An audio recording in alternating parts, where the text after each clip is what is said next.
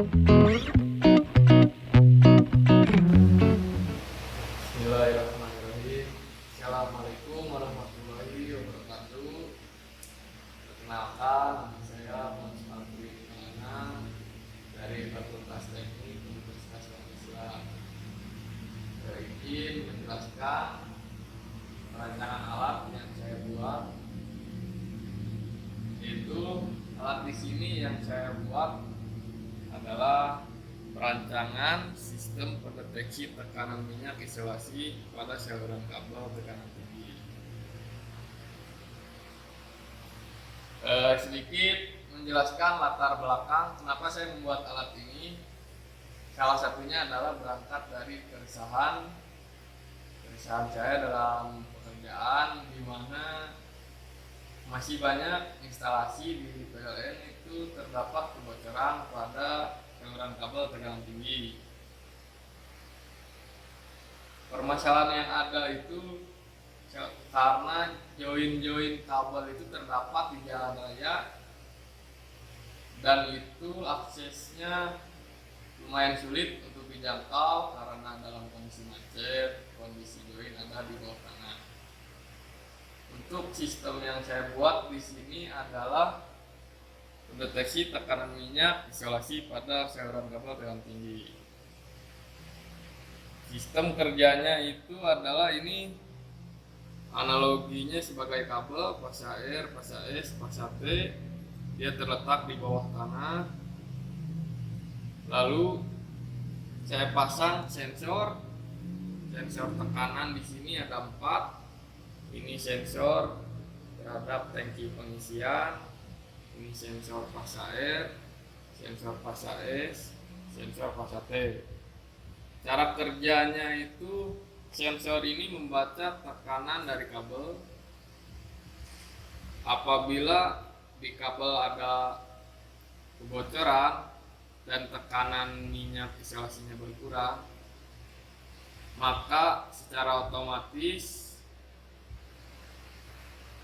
tangki pengisian akan melakukan penambahan terhadap kabel yang bocor dengan cara membuka solenoid valve yang ke arah tangki pengisian dan ke arah kabel yang bocor sampai dia kembali tekanan normal, dia stop kembali. Di samping itu, alat yang coba saya buat juga ada sistem pengiriman data yang diharapkan mampu membaca atau mengukur tekanan minyak isolasi yang berada di saluran kabel tekanan tinggi secara real time. Lalu di bagian sistem monitoringnya saya menggunakan Node-RED. Berikut tampilannya. Ini tekanan tangki pengisian. Saat ini masih 0 ya karena belum simulasi, nanti ada video simulasinya. Lalu ini pembacaan tekanan pasa R, pasa S, dan pasa T. Untuk Node-RED ini bisa diinstal di gardu induk sebagai monitoring yang bisa dicek oleh operator. Lalu ada di sisi MPPT-nya saya menggunakan ada fluid ya. Nah, di sini pun terdapat tampilan tekanan tangki pengisian, lalu ada tekanan kabel pasa R, tekanan kabel pasa S, dan pasa T. Untuk di ada fluidnya ini bisa diakses oleh device apapun ya yang terhubung terhadap internet. Contohnya di handphone, saya buka juga di handphone. Ini terbaca. Untuk tekanan tangki pengisiannya sama ya, 0,11, 0,3, 0,2, 0,12.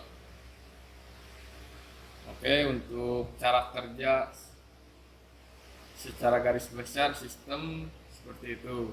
Dan apabila tangki ini low, maka akan mengirimkan SMS terhadap user atau petugas operator PLN. Ini seperti contoh, jika dia terjadi low pada tangki, maka akan mengirim SMS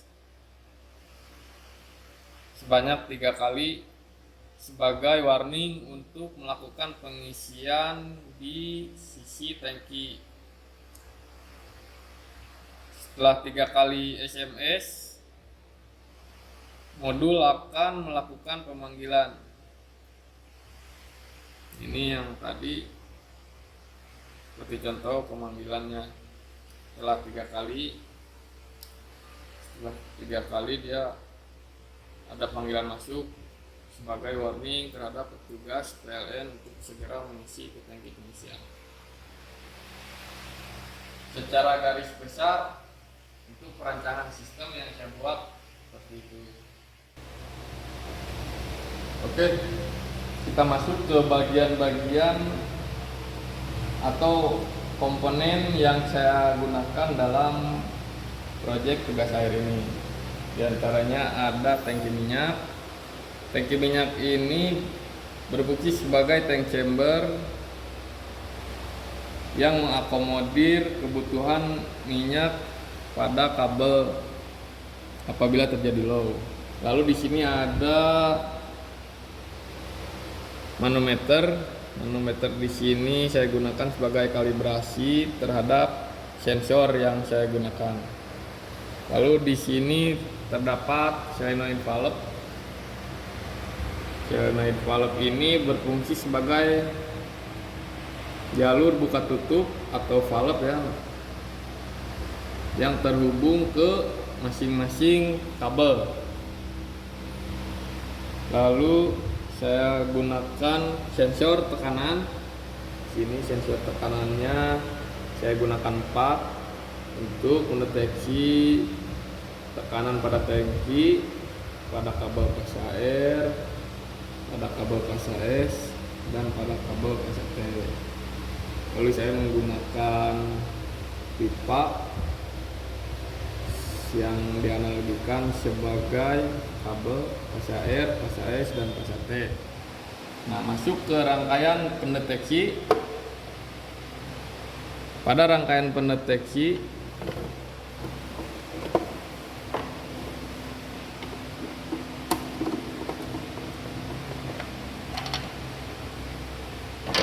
saya menggunakan beberapa komponen ya. Yang utama itu menggunakan microcontroller Arduino Uno sebagai pengendali utamanya. Lalu saya menggunakan ini ya untuk Arduino Uno. Lalu saya menggunakan modul relay 4 channel yang ini.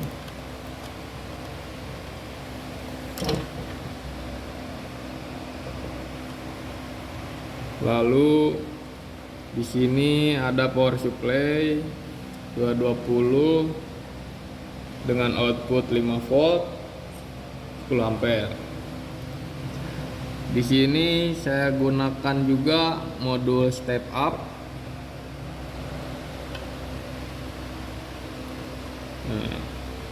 Dan modul konversi TTL. Nah, dari sistem pendeteksi di sini dia berfungsi untuk membaca tekanan pada kabel. Jadi input sensor yang tadi saya jelaskan di depan ini nih, ada 4 sensor. Dia mengeluarkan output 0,5 sampai 4,5 volt.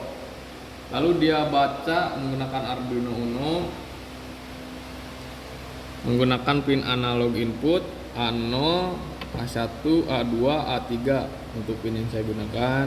Lalu diproses dalam proyeksi digital, dirubah sesuai keperluan.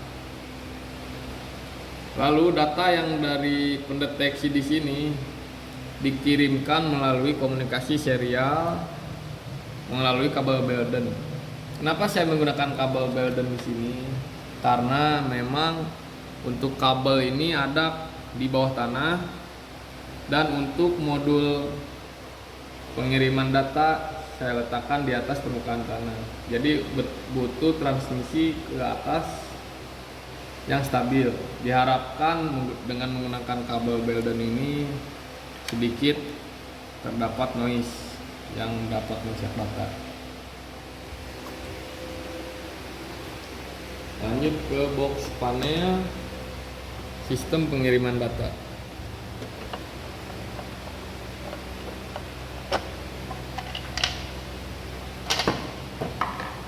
Pada panel ini saya menggunakan ESP32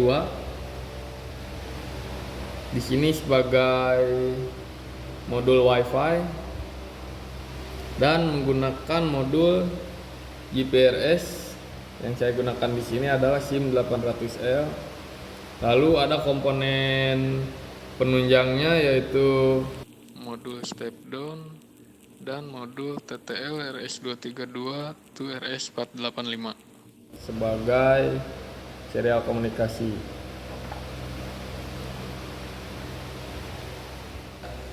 Baik, sekarang ke tahap simulasi. Kita bisa lihat tekanan normal saat ini pada pasca R 1,45 bar, pasca S 1,43 bar, pasca T 1,43 bar, dan tangki pengisian 1,48 bar. Saya akan coba simulasikan dengan melakukan penurunan tekanan pada pasca S. Kita lihat apa yang akan terjadi. Kita buang minyak isolasi pada S.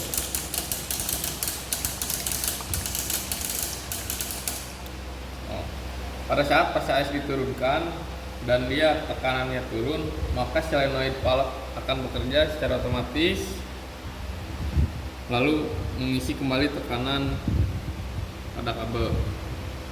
Sekarang kita coba pasca R.